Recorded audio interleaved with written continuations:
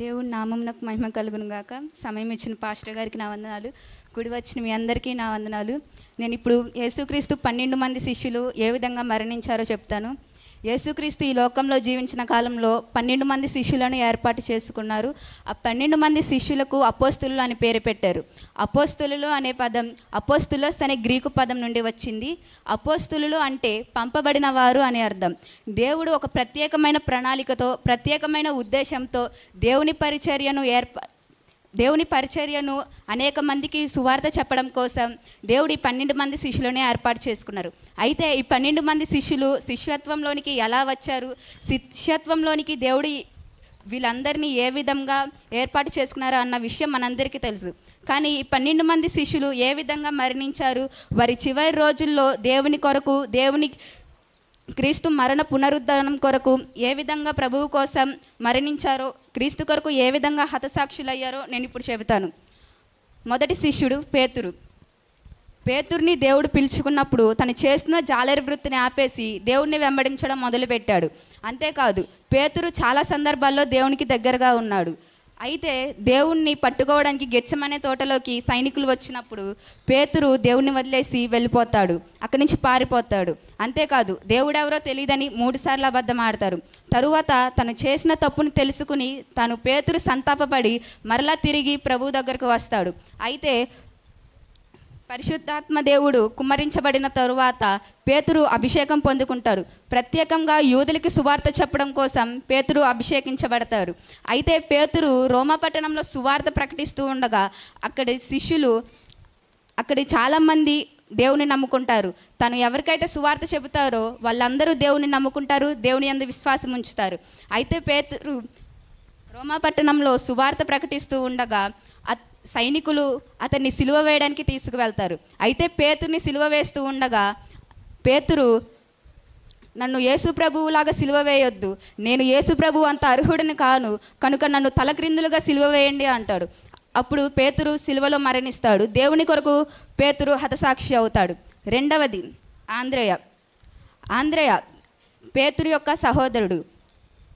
ఇతను మొదటగా బాప్తిస్మిచ్చి యోహానికి శిష్యుడు. అయితే ఎప్పుడైతే దేవుణ్ణి తెలుసుకున్నాడో, ఎప్పుడైతే దేవుని గురించి యోహాను ఆంద్రేయకి చెప్పాడో అప్పటి నుండి దేవుణ్ణి వెంబడించడం మొదలుపెట్టాడు. అంతేకాదు, మొట్టమొదటిగా దేవుడు శిష్యత్వంలోనికి శిష్యునిగా చేర్చుకున్నది ఆంద్రేయ సువార్త ప్రకటిస్తుండగా గ్రీసు దేశానికి వెళ్తాడు. అక్కడ సువార్త ప్రకటిస్తూ ఉండగా అక్కడి సైనికులు అతన్ని ఎక్స్ ఆకారంలో ఉన్న సిలువపై సిలువేస్తారు. అతన్ని సిలువ వేయడానికి తీసుకువెళ్తున్నప్పుడు ఆంద్రేయ ఒక మాట అంటాడు, నేను ఈ సమయం కోసమే ఎంతగానో వేచి ఉన్నాను, క్రీస్తు కొరకు మరణించడం కంటే నాకు మరొక ఆనందం లేదు, ఈ సిలువ క్రీస్తు మరణించడం ద్వారా ఎంతో పవిత్రమైనది అంటాడు. అయితే ఆంద్రేయ సిలువలో 2 రోజుల వరకు ప్రాణాలతోనే ఉన్నాడు. ఆ 2 రోజుల వరకు అక్కడ ఉన్న చుట్టూ ఉన్న సైనికులకి సువార్త ప్రకటిస్తూనే ఉన్నాడు. సువార్త ప్రకటిస్తూనే క్రీస్తు కొరకు హతసాక్షి అయ్యాడు. మూడవది యోహాను, యేసు ప్రేమించిన శిష్యులు మూడవది యాకోబు. ఇతను దేవుని యొక్క ఆంతరంగిక శిష్యుల్లో ఒకడు. యాకోబు యొక్క మరణం బైబిల్లో ఉంటుంది. అపోస్తుల కార్యములు 12వ అధ్యాయం 1-2 వచనాలు. యాకోబు హేరోదు చేతిలో ఖడ్గంతో చంపబడతారు. అయితే ఇది యూదులకు ఇష్టమైన కార్యం అని తెలుసుకుని పేతురుని కూడా తీసుకొచ్చి చెరసాలలో బంధిస్తారు. అయితే యాకోబు గురించి మనం తెలుసుకోవాలంటే యాకోబుని యోహానుని దేవుడు బోయనర్గెసు అని పిలిచాడు. బోయనర్గెసు అంటే ఉరిమెరవాడు అని అర్థం. యాకోబు కూడా దేవుని కొరకు ఎన్నో గొప్ప కార్యాలు చేశాడు, ఎన్నో అద్భుత కార్యాలు చేశాడు. అయితే హేరోదు యొక్క అగ్రిప్పవాన్ అనే రాజు చేతిలో యాకోబు తన ప్రాణాలు విడిచాడు, దేవుడి కోసం హతసాక్షులయ్యాడు. నాలుగవది యోహాను, యేసు ప్రేమించిన శిష్యుడు. రోమా పట్టణంలో యోహాను సువార్త చెబుతుంటే సైనికులు అతన్ని బంధించి ఒక మరుగుతున్న నూనెలో పడేస్తారు. అయినా ఆనాడు షద్రక్ మెషక్ అబేద్నెగోలు అగ్నిగుండంలో పడవేసిన ఎలాగైతే చనిపోలేదో ఆనాడు యోహాను ఆ విధంగా చనిపోలేదు. చరిత్రకారులు అంటారు అతను ఆ మరుగుతున్న నూనెలో ఈత కొడుతున్నారు అని అంటాడు. అయితే అక్కడ ఉన్న సైనికులు తెలుసుకుని మనం యోహాన్ని చంపలేమని తెలుసుకుని అతన్ని పద్మాస్ ద్వీపంలో పడేస్తారు. పద్మాస్ ద్వీపంలో పడేసిన తరువాత దేవుడు అతన్ని దర్శిస్తాడు. ఆ తరువాత ప్రకటన గ్రంథం కూడా రాస్తాడు. పద్మాస్ ద్వీపం నుండి బయటకు వచ్చిన తరువాత యోహాను ఎఫెసు పట్టణంలో సువార్త ప్రకటిస్తాడు. ఎఫెసు పట్టణంలో సువార్త ప్రకటిస్తూ చనిపోతాడు. ఇతను హతసాక్షి కాదు, ఇతనిది సహజ సిద్ధమైన మరణం, పీస్ఫుల్ డెత్.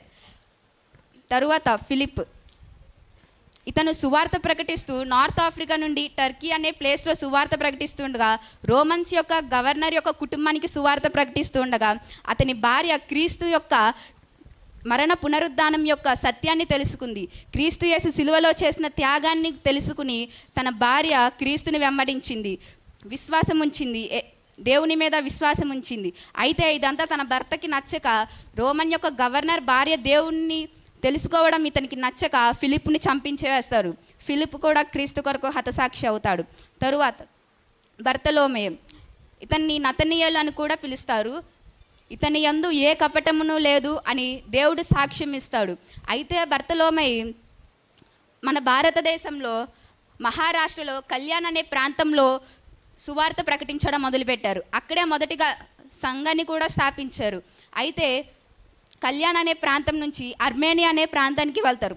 అక్కడ సువార్త ప్రకటిస్తూ ఉండగా అతని సైనికులు పట్టుకుని తన చర్మాన్ని ఒలిచి అతన్ని చంపేస్తారు. ఈ విధంగా బర్తలోమై క్రీస్తు కొరకు హతసాక్షి అవుతాడు. తరువాత తోమ, అనుమానపు శిష్యుడు, దేవుడిని అనుమానించిన శిష్యుడు. భారతదేశంలో దేవుడిని తోమ విశ్వసించిన తరువాత, దేవుని యందు పరిపూర్ణ విశ్వాసం ఉంచిన తరువాత తోమ సువార్త చెబుతూ భారతదేశానికి వస్తాడు. అనేక చోట్ల సువార్త ప్రకటిస్తాడు, అనేక చోట్ల మందిరాలను స్థాపిస్తారు. అయితే మన భారతదేశంలో చెన్నైలో సెయింట్ థామస్ మౌంట్ అనే కొండ మీద తోమ ప్రార్థన చేసుకుంటూ ఉండగా వెనుక నుండి సైనికులు వచ్చి అతన్ని బల్లెంతో పొడిచి చంపివేస్తారు. ఈ విధంగా తోమ కూడా క్రీస్తు కొరకు హతసాక్షి అవుతాడు. తరువాత మత్తయి మన బైబిల్లో ఒక సువార్త కూడా రాశారు, మత్తయి సువార్త. అయితే ఇతను ఐథియోపియా దేశంలో సువార్త ప్రకటిస్తూ ఉండగా ఇతన్ని కత్తితో పొడిచి చంపివేస్తారు. యాకోబుని చిన్న యాకోబు అని పిలుస్తారు. ఇతను సిరియా దేశంలో సువార్త చెబుతూ ఉండగా ఇతన్ని రాళ్లతో కొట్టి చంపివేస్తారు. ఈ విధంగా యాకోబు క్రీస్తు కొరకు హతసాక్షి అవుతాడు. తద్దయి అని మారుపేరు గల లెబ్బయి, అంతేకాదు తద్దయిని యూదా అని కూడా పిలుస్తారు. ఇతను కూడా సిరియా దేశంలో సువార్త చెబుతూ ఉండగా ఇతని గొడ్డలతో నరికి చంపివేస్తారు. ఎందుకంటే క్రీస్తు అంటే ఇష్టం లేని వారు, క్రీస్తు గురించి ఎవరైతే చెబుతున్నారో వారిని గొడ్డలతో నరికి చంపేస్తారు. అందుకనే తద్దయి చనిపోయినప్పుడు కూడా అతని చేతిలో గొడ్డల్ని ఉంచుతారు. ఈ విధంగా తద్దయి క్రీస్తు కొరకు హతసాక్షి అవుతాడు. సీమోను, ఇతన్ని జలోతీయుడు అని అంటారు. ఎందుకంటే రోమన్స్ యొక్క ఆధిపత్యాన్ని పడవేయాలనే రోషంతో ఉన్న సైనికులలో శిష్యులలో కూడా ఒకడు సీమోను. ఇతను యేసుక్రీస్తు శిష్యులలో ఒకడు. ఈ సీమోను సువార్త చెబుతూ ఉండగా పల్షియా అనే దేశానికి వెళ్తాడు. అక్కడ ఇతని చుట్టూ ఉన్న ప్రజలు సూర్యునికి మొక్కమంటారు. అప్పుడు సీమోను ఒక మాట అంటాడు, సృష్టికర్తను తప్ప సృష్టికి మొక్కనని చెప్పినందుకు సీమోన్ని చంపేస్తారు. ఆ విధంగా సీమోను క్రీస్తు కొరకు హతసాక్షి అవుతాడు. చివరిగా ఇస్కరియోతు యూదా, యేసుని అప్పగించిన శిష్యుడు. ఇతను దేవుణ్ణి అప్పగించాడు. తరువాత తను సంతాపపడ్డాడు. తను చేసిన తప్పును తెలుసుకున్నాడు. కానీ తిరిగి వచ్చుంటే బాగుండేది. పేతురులాగా తను చేసిన తప్పును తెలుసుకుని తిరిగి వచ్చుంటే బాగుండేది. కానీ ఉరిపెట్టుకుని చనిపోయాడు.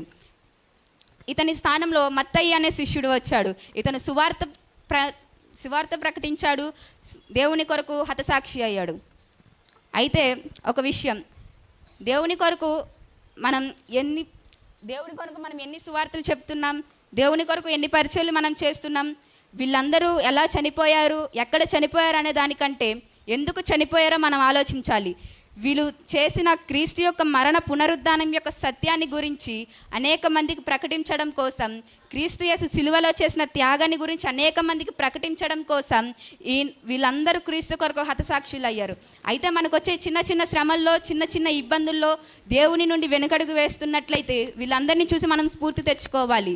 దేవుని కోసం, దేవుని సువార్త ప్రకటించడం కోసం మనం సిద్ధపడి ఉండాలి. మన యవ్వన జీవితంలోనే సువార్త ప్రకటించాలి. వీళ్ళందరూ తమ యవ్వన జీవితంలోనే దేవుని కొరకు సువార్త ప్రకటించారు. అలాగే యేసు ప్రభు వారు కూడా చిన్నప్పటి నుంచే సువార్త ప్రకటించడం మొదలుపెట్టారు. తమ శిష్యులు కూడా యవ్వన జీవితం నుండే సువార్త ప్రకటించడం మొదలుపెట్టారు. ఆ విధంగా మనం తరాల వారికి సువార్త ప్రకటించాలి. మన తరువాతి తరాలు కూడా సువార్త ప్రకటించాలి. క్రీస్తు యేసు యొక్క మరణ పునరుద్ధానపు యొక్క సత్యాన్ని అనేక మంది తెలుసుకోవాలి. క్రీస్తు యేసు సిలువలో చేసిన త్యాగాన్ని గురించి అందరూ తెలుసుకోవాలి. క్రీస్తు యేసు ద్వారానే నిత్య జీవం అని అందరూ తెలుసుకోవాలి. అటువంటి కృప దేవుడు మనందరికీ దయచేయును గాక. ఆమేన్. బిగ్గరగా చప్పట్లు కొడదామా? హల్లెలూయా.